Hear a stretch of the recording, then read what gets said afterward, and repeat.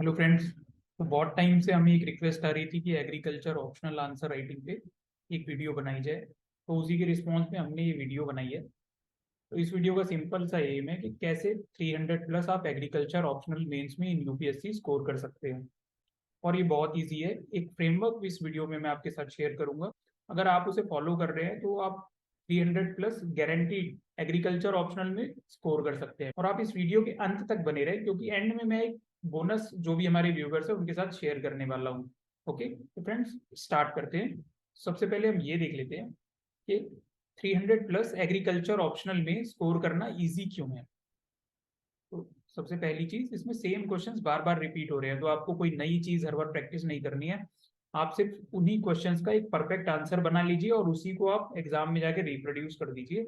आपके बहुत अच्छे नंबर आ जाएंगे। और डेफिनेट एरियाज है जहाँ से क्वेश्चन आ रहे हैं, ऐसा नहीं है कि ये सोशोलॉजी है या एंथ्रोपोलॉजी है जहाँ से कहीं से भी कोई भी रैंडम क्वेश्चन उठ के चला आ रहा है। और डायग्राम्स ड्रॉ करने का आपके पास एक बहुत बड़ा स्कोप है, और आप यकीन मानिए अगर आप सही से डायग्राम्स का यूज करते हैं तो हर एक क्वेश्चन में जहां आप डायग्राम बना रहे हैं आप आधे से एक नंबर एक्स्ट्रा स्कोर कर सकते हैं। एक साइंटिफिक सब्जेक्ट है, ठीक है। तो इसका एक फिक्स्ड आंसर है और वही आपसे एग्जामिनर एक्सपेक्ट करेगा। और जैसे कि दूसरे ऑप्शनल होते हैं जहां पर चीजें बहुत सारी चीजों पर सब्जेक्टिव हो जाती है, वो यहाँ सब्जेक्टिविटी नहीं है। अगर आपने आंसर लिखा है तो आपको मार्क्स मिलेंगे। मेरे खुद के एक्सपीरियंस से और मेरे जो भी दोस्त हैं जिन्होंने एग्जाम में टॉप किया है और बहुत सारी टॉपर्स की कॉपीज को एनालाइज करके मैंने कुछ इंग्रेडिएंट्स निकाले हैं जो एग्रीकल्चर के एक अच्छे आंसर में होने चाहिए। वो सारे मैंने यहाँ लिस्ट डाउन किए हैं। आप इनको घोट के पी जाइए, अपने दिमाग में रखिए और बार बार अपने किसी भी आंसर में आप कोशिश कीजिए कि आप ये सारी चीजें डालें। तो वन बाय वन हम इन्हें डिस्कस करते हैं, ठीक है।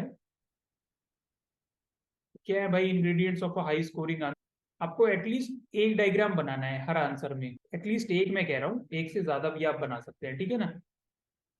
क्योंकि आपको आधे से एक नंबर एक्स्ट्रा दे जाएगा हर डायग्राम।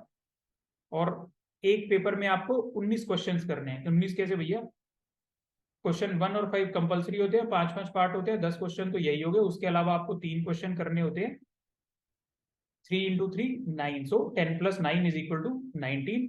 यानी कि आप 8.5 से 19 नंबर सिर्फ एक पेपर में कमा सकते हैं। और हमें मेंस में 2 एग्रीकल्चर के पेपर होते हैं, तो हम टोटल 17 से 38 मार्क्स का डिफरेंस सिर्फ एक डायग्राम हर क्वेश्चन में एक्स्ट्रा बना के क्रिएट कर सकते हैं।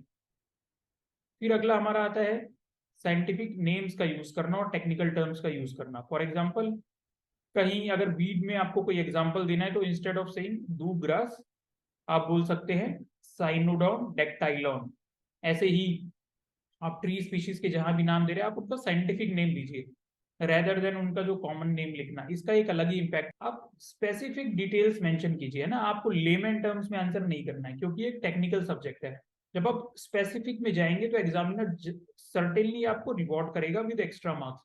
यहाँ मैंने एक एग्जांपल दिया है, जैसे कि प्लांट, हमारे जो प्लांट ग्रोथ रेगुलेटर्स होते हैं उनको यूज करते हैं हम फॉर वेरियस प्लांट प्रोसेसेस। इन हमारे जो प्लांट ग्रोथ रेगुलेटर्स है उन्हें हम यूज करते हैं in agriculture for various purposes. तो अगर उसका हमें कहीं पे एक एग्जांपल देना है तो हम दो तरीकों से लिख सकते हैं। पहला तरीका है pineapple gave 100% fruiting with application of NaA at 0.001%। So आप देख रहे हैं यहाँ पे मैंने कितना स्पेसिफिक लिखा है।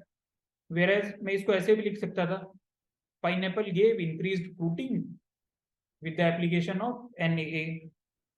इन दोनों में बहुत डिफरेंस है। आप यकीन मानिए अगर आप इस तरह से लिख रहे हैं तो सर्टेनली आप एग्जामिनर आपको ज्यादा मार्क्स देगा। और एक चीज ये, आप चाहे वो जीएस का आंसर हो चाहे एग्रीकल्चर का आंसर हो, गांठ बांध लीजिए। क्वेश्चन में जितने भी पार्ट है अगर उसमें 3 पार्ट है आप तीनों को सेपरेटली आंसर कीजिए, आपके मार्क्स सर्टेनली इंप्रूव होंगे इस टेक्निक से। फिर हमें पॉइंट्स में लिखना है ना कि पैराज में। और 10 नंबर का क्वेश्चन है तो आप इंश्योर करें कि एटलीस्ट 8 पॉइंट आप लिखें। 15 का है तो आप एटलीस्ट 13 पॉइंट, यानी कि जितने मार्क्स का वो क्वेश्चन है -2 कर दीजिए, आपको एटलीस्ट उतने पॉइंट्स लिखने हैं। और 20 मार्क का है तो जनरली ये तो भाई बहुत सारे पार्ट्स होते हैं इसके अंदर। हर पार्ट्स में जैसे कि मान लीजिए 2 पार्ट्स हैं तो 10 10 के 2 पार्ट, 8 8 पॉइंट आप एटलीस्ट दोनों में लिखिए with diagrams. Answer neat and clean होना चाहिए, तो कोई कहने की बात ही नहीं है। आपको एक टाइम बाउंड मैनर में सारे क्वेश्चंस अटेम्प्ट करने हैं। और इन जनरली ये बहुत लोगों की कंफ्यूजन रहती है, सर क्या हम इंट्रो बॉडी कंक्लूजन ऑप्शनल में भी फॉलो करें। तो भैया यहाँ कोई ज़रूरत नहीं है, मैं खुद इसको बहुत बार ट्राई कर चुका हूँ, कोई ज़रूरत नहीं है आपको ये करने की। ये जीएस का पेपर नहीं है जहाँ पे आपको पहले कुछ इंट्रोड्यूस करना है।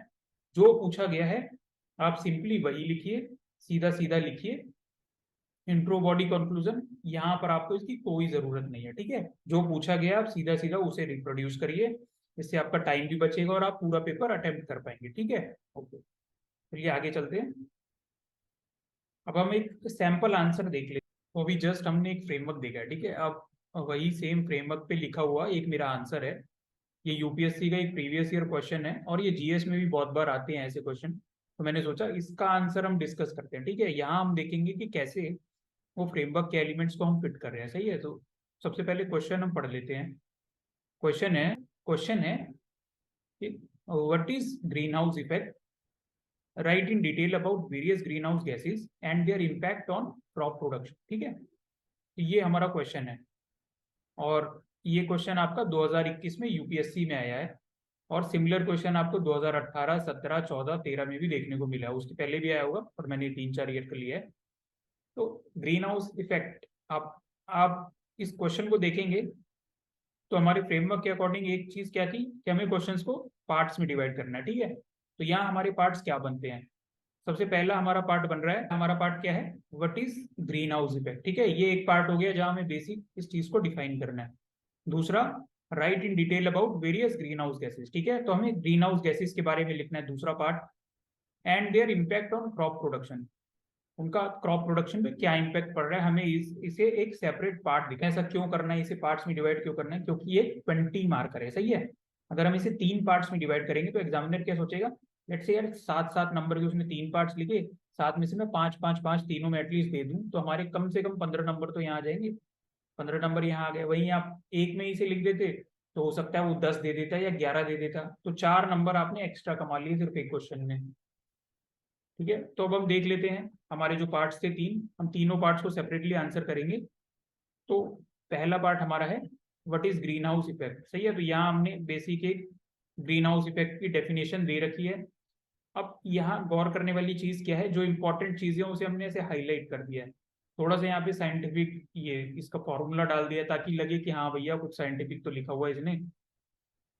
फिर उसके बाद हमने एक ये बहुत अच्छा सा डायग्राम बना दिया है यहाँ पे, ठीक है। मेरी हैंडराइटिंग थोड़ी खराब है तो उसके लिए मुझे माफ करें, बट एक डायग्राम हमारे फ्रेमवर्क का दूसरा जो सबसे इंपॉर्टेंट एलिमेंट था वो था डायग्राम। तीसरा है टेक्निकल टर्म्स, वो हमने लिखी हुई है, ठीक है। अब हम आगे बढ़ते हैं। यहाँ भी हम ग्रीन हाउस इफेक्ट के बारे में कुछ और लिख रहे हैं, ठीक है। और यहाँ हमने बेसिकली वो ग्रीन हाउस इफेक्ट से ग्लोबल वार्मिंग ही पूछना चाह रहे हैं, क्योंकि सिलेबस में हमें पता है कि इकोलॉजी है तो वहाँ भैया पॉल्यूशन के बारे में भी पूछ रहा है, वो चीज़ भी हमने यहाँ डाल दी। क्या पता एग्जामिनर ये चीज़ एक्सपेक्ट कर रहा है ना, तो ग्लोबल वार्मिंग भी हमने यहाँ पे डाल दिया है। उसके बाद दूसरा हमारा पार्ट क्या था, right in detail about various green house gases, ठीक है। तो ये हमारा दूसरा पार्ट है। यहाँ पे मैंने वेरियस गैसेस, उनके एमिशन रिसोर्सेज क्या हैं, ग्लोबल वार्मिंग पोटेंशियल क्या है और एटमॉस्फेरिक लाइफ टाइम क्या है, ये चीज़ हमने डिफाइन कर दी है।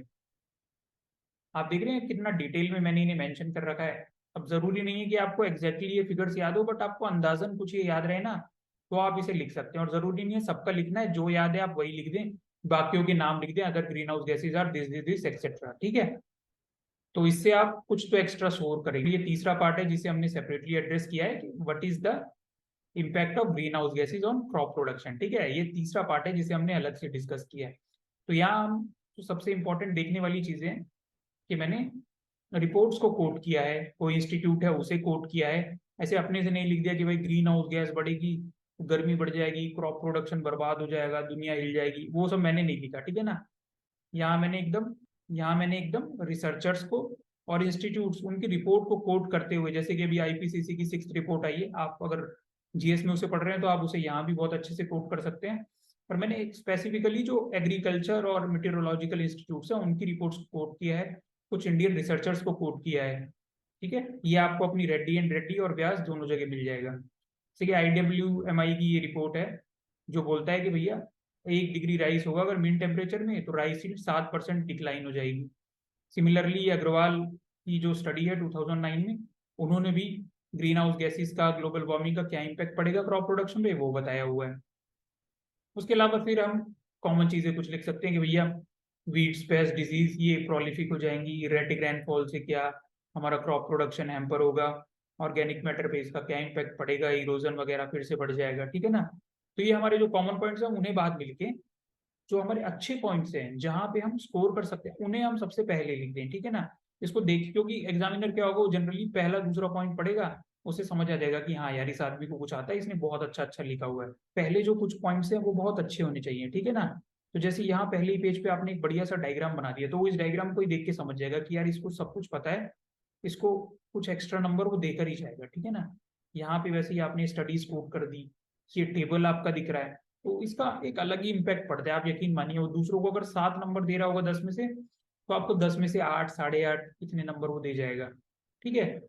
जैसा कि मैंने कहा था कि एक बोनस है जो पूरी वीडियो एंड तक देखेगा उन लोगों के लिए, तो ये एक होमवर्क मैं आपको दे रहा हूँ, ठीक है, कि describe major biological control methods of weed control, describe various biological method to control weeds, ठीक है। ये यूपीएससी सीएसई में 2021, 17, 15, 14 और जानी कितनी बार आया है।